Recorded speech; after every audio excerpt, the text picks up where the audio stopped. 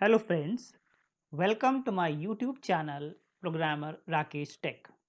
दोस्तों, आज मैं आपको जावा में मल्टी लेवल इनहेरिटेंस को कैसे यूज़ करते हैं इसके बारे में बताने जा रहा हूँ। मैंने पहले वीडियो में आपको सिंगल लेवल इनहेरिटेंस के बारे में बताया है। अगर आप लोगों ने वो वीडियो नहीं देखा है तो उस वीडियो को आप लोग ज़रूर देखिए। जावा में मल्टी लेवल इनहेरिटेंस को कैसे यूज़ करते हैं आज मैं इसके बारे में आपको बताऊंगा। और इस मल्टी लेवल इनहेरिटेंस में आज हमें जो टॉपिक पढ़ने हैं वो है implementation of multi level inheritance in Java, यानी कि जावा में क्लासेस के थ्रू आप कैसे मल्टी लेवल इनहेरिटेंस को इम्प्लीमेंट करते हैं उसको सीखेंगे। And how constructors can be used in multi level inheritance. Java में मल्टी लेवल इनहेरिटेंस में कंस्ट्रक्टर्स को कैसे यूज करेंगे इसके बारे में भी आज सीखेंगे। Inheritance is one of the important feature of object-oriented programming language. It helps in the reuse of code by inheriting the features of one class known as parent class by another class known as its child class. When the process of inheriting extends to more than two levels, then it is known as multi-level inheritance. In other words, when one new class derives features from a class that has been derived from one base class is called multi-level inheritance. The new class is said to be a grandchild of a parent class.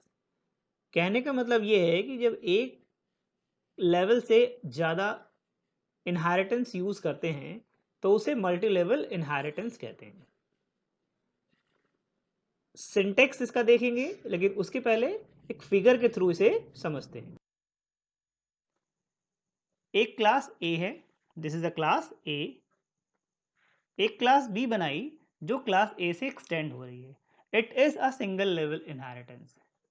लेकिन जैसे ही एक तीसरी class C create होती है जो कि class B से extend हो रही है, तो यहां पर लेवल एक्सटेंड हो गया 2 से 3 लेवल, तो इसे हम कहेंगे multi level inheritance. Multi level inheritance में क्लास ए पेरेंट क्लास है, क्लास बी जो कि क्लास ए के लिए चाइल्ड क्लास का काम कर रही है और क्लास सी के लिए पेरेंट क्लास का काम कर रही है। तो that's why the class B is also known as intermediate parent class. Class C is a child class क्योंकि क्लास सी क्लास बी से एक्सटेंड हो रही है, क्लास सी क्लास बी से इनहेरिट हो रही है। तो class C is a child class and class B is a parent class.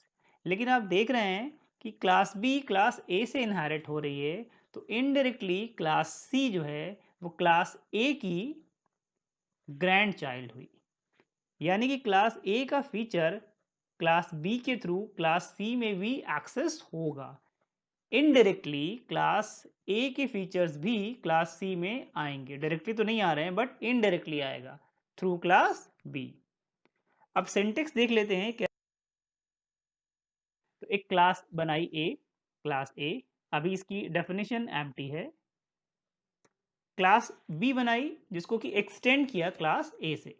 Extend keyword is responsible to implement the concept of inheritance. Now class C create किया which is extend from class B. तो इस तरीके से हम, ये structure है कि कैसे हम मल्टी लेवल इनहेरिटेंस को अपने प्रोग्राम में यूज करेंगे। अब इस सिंटेक्स को यूज करते हुए हम एक छोटा सा प्रोग्राम देखते हैं कि कैसे मल्टी लेवल इनहेरिटेंस यूज हो रहा है। एक क्लास ए बनाई जिसमें एक फंक्शन बनाया है शो टाइप का, वॉइड शो ए, जिसमें सिर्फ एक मैसेज प्रिंट कराया है system dot out dot println show of A. एक क्लास बी बनाई which is extend from a class A, यानी class B is a child class of class A. इसमें हमने एक दूसरा फंक्शन बनाया है क्लास में वॉइड शो बी, जिसमें कि सिर्फ मैसेज एक प्रिंट करा रहे हैं शो ऑफ बी। एक क्लास सी बनाई which is extends from class B, यानी क्लास बी क्लास ए से एक्सटेंड हो रही है, क्लास सी क्लास बी से एक्सटेंड हो रही है। इस क्लास के अंदर भी एक फंक्शन है सो सी नाम का, जिसमें कि एक मैसेज प्रिंट कराया है system dot out dot println show of C. तो ये 3 क्लासेस हमने यहाँ पर बनाई है। ये इम्प्लीमेंटेशन है मल्टी लेवल इनहेरिटेंस का। अब इसे यूज़ कैसे करते हैं उसके लिए मेन फंक्शन बनाएंगे। एक हमने क्लास बनाई टेस्ट, जिसमें हमने public static void main function लिखा। इस क्लास में हमने सी क्लास को ऑब्जेक्ट बनाया। हमेशा जो चाइल्ड क्लास होती है उसी को ऑब्जेक्ट बनाते हैं, ताकि उसके थ्रू उसके पेरेंट क्लास के फंक्शंस को भी हम एक्सेस कर सकें, क्योंकि इनहेरिट होके फीचर्स पेरेंट के चाइल्ड में ही आते हैं। तो यहाँ पर हमने सी क्लास का ऑब्जेक्ट बनाया हुआ है। इस सी क्लास के ऑब्जेक्ट के थ्रू आप देखिए सो सी फंक्शन कॉल किया गया है।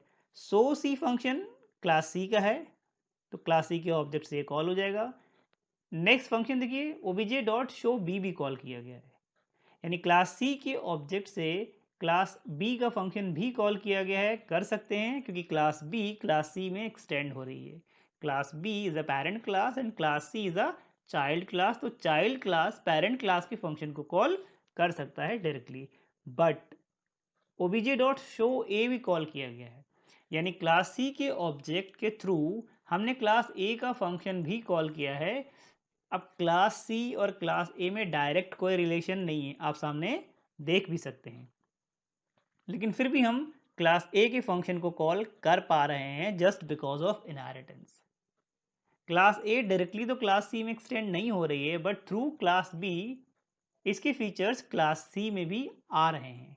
दैट्स वाई सी के ऑब्जेक्ट के थ्रू हम क्लास ए के भी फंक्शन को कॉल कर ले रहे हैं, और ये इसलिए पॉसिबल है क्योंकि ये क्लास इनहेरिट हो रही है। अब हम लोग समझेंगे कि मल्टी लेवल इनहेरिटेंस में हम लोग पैरामीटराइज्ड कंस्ट्रक्टर और नॉन पैरामीटराइज्ड कंस्ट्रक्टर, यानी कि कंस्ट्रक्टर को कैसे यूज़ कर सकते हैं। दो तरीके के कंस्ट्रक्टर होते हैं, एक होता है पैरामीटराइज्ड कंस्ट्रक्टर और एक होता है नॉन पैरामीटराइज्ड कंस्ट्रक्टर। तो सबसे पहले हम लोग नॉन पैरामीटराइज्ड कंस्ट्रक्टर्स को कैसे यूज़ करेंगे मल्टी लेवल इनहेरिटेंस में, इसको एक प्रोग्राम के थ्रू समझते हैं। एक क्लास ए बनाई जिसमें हमने एक कंस्ट्रक्टर बनाया हुआ है। अब देखिए कंस्ट्रक्टर का नाम और क्लास का नाम सेम होता है, that's why constructor is known as a special member function. फिर हमने एक क्लास बी बनाई जिसको क्लास ए से एक्सटेंड किया, इसमें हमने क्लास बी का कंस्ट्रक्टर बनाया। फिर हमने एक क्लास सी बनाई जिसको कि क्लास बी से एक्सटेंड किया, और यहाँ पर हमने क्लास सी का कंस्ट्रक्टर बनाया। अब मेन फंक्शन बनाएंगे। अब मेन फंक्शन में हम सिर्फ सी क्लास का ऑब्जेक्ट बनाएंगे, क्योंकि कंस्ट्रक्टर ऑटोमेटिकली कॉल होता है जब आप उस क्लास का ऑब्जेक्ट क्रिएट करते हैं। तो क्लास सी का हमने ऑब्जेक्ट बनाया। देखिए क्लास सी का जब आप ऑब्जेक्ट बनाएंगे तो क्लास सी का कंस्ट्रक्टर इन्वोक होना चाहिए, और system dot out dot print L के through constructor of C message print होना चाहिए। लेकिन अभी आप इसका जब आउटपुट देखेंगे तो आप थोड़ा सा सरप्राइज हो जाएंगे। इसका आउटपुट देखिए क्या आएगा, पहले वो देखिए। इसका आउटपुट आएगा कंस्ट्रक्टर ऑफ ए सबसे पहले प्रिंट होगा, फिर कंस्ट्रक्टर ऑफ बी प्रिंट होगा, और फिर कंस्ट्रक्टर ऑफ सी प्रिंट होगा, यानी सबसे लास्ट में चाइल्ड क्लास का कंस्ट्रक्टर प्रिंट होगा। क्यों हो रहा है ऐसा, इसे समझिए। जब आप क्लास सी का ऑब्जेक्ट बनाते हैं तो होना तो चाहिए कि क्लास सी का जो कंस्ट्रक्टर है वो इन्वोक हो पहले, but class C class B से एक्सटेंड हो रही है, यानी इनहेरिट हो रही है। तो क्लास सी से पहले क्लास बी को इंटेंशिएट होना ज़रूरी है, यानी कि पहले क्लास बी इंटेंशिएट होगी तभी क्लास सी बनेगी। क्लास बी क्लास ए से एक्सटेंड हो रही है, तो क्लास बी से पहले क्लास ए इंटेंशिएट होगी, यानी सबसे पहले पेरेंट क्लास का कंस्ट्रक्टर कॉल होगा, फिर उसकी चाइल्ड क्लास का कंस्ट्रक्टर कॉल होगा। इसीलिए इसका जो आउटपुट आ रहा है वो आ रहा है पहले ए क्लास का कंस्ट्रक्टर प्रिंट हो रहा है, फिर बी क्लास का, और फिर सी क्लास का। This is the order of constructor, यानी कि मल्टी लेवल इनहेरिटेंस में जो कंस्ट्रक्टर है उसका ऑर्डर क्या है जब वो एग्जीक्यूट करता है रन टाइम पे। Order of a constructor parent class का फिर चाइल्ड क्लास का होता है, ये इसका ऑर्डर होता है। जब ये डिस्ट्रॉय होता है तो सी का कंस्ट्रक्टर यानी कि सी पहले डिस्ट्रॉय होगा, फिर बी और फिर ए। यूजिंग पैरामीटराइज कंस्ट्रक्टर इन मल्टी लेवल इनहेरिटेंस। अब हम देखेंगे कि मल्टी लेवल इनहेरिटेंस में पैरामीटराइज कंस्ट्रक्टर को कैसे यूज करते हैं। इसके लिए हम एक सैम्पल प्रोग्राम यहाँ पर बनाएंगे। सबसे पहले क्लास ए बनाते हैं। इसमें एक स्ट्रिंग टाइप का नेम वेरिएबल लिया हुआ है। एक पैरामीटराइज कंस्ट्रक्टर है जो स्ट्रिंग टाइप की वैल्यू को रिसीव करेगा और नेम को असाइन करेगा।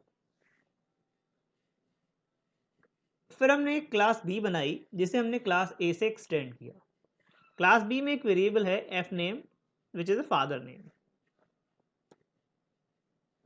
क्लास सी बनाई जिसे हमने क्लास बी से एक्सटेंड किया है और इसमें एक स्ट्रिंग टाइप का वेरिएबल लिया है सिटी।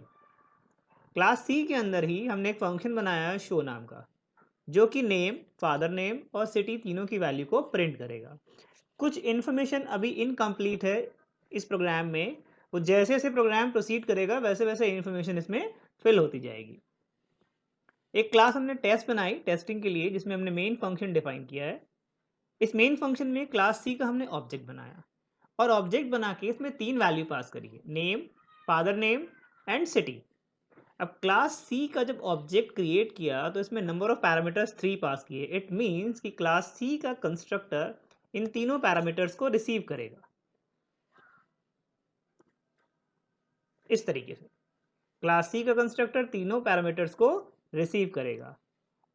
अब क्लास सी के अंदर वेरिएबल तो एक ही है, सिटी नाम का, तो ये 3 पैरामीटर्स का क्या करेगा, सबसे लास्ट में जो पैरामीटर है सी टी, वो ये सिटी को असाइन कर देगा और बाकी के 2 पैरामीटर्स जो हैं N M and F N, ये अपनी पेरेंट क्लास को पास करेगा। तो पेरेंट क्लास के कंस्ट्रक्टर को कॉल करने के लिए क्लास सी के अंदर कंस्ट्रक्टर में एक कीवर्ड यूज करेंगे सुपर और उसके अंदर 2 पैरामीटर पास करेंगे।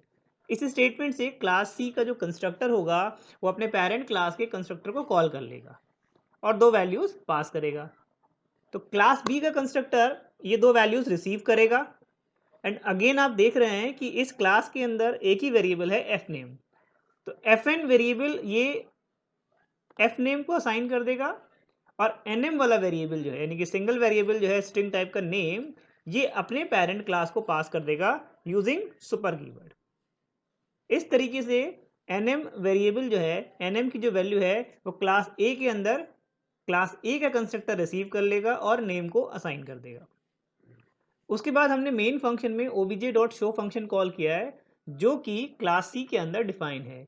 ये शो फंक्शन कॉल होगा और नेम, फादर नेम और सिटी की वैल्यू प्रिंट हो जाएगी। इस तरीके से मल्टी लेवल इनहेरिटेंस में हम कंस्ट्रक्टर को यूज करते हैं और कंस्ट्रक्टर के अंदर हम वैल्यूज को पास करते हैं। आई होप कि आपको ये प्रोग्राम समझ में आया होगा। Thank you very much.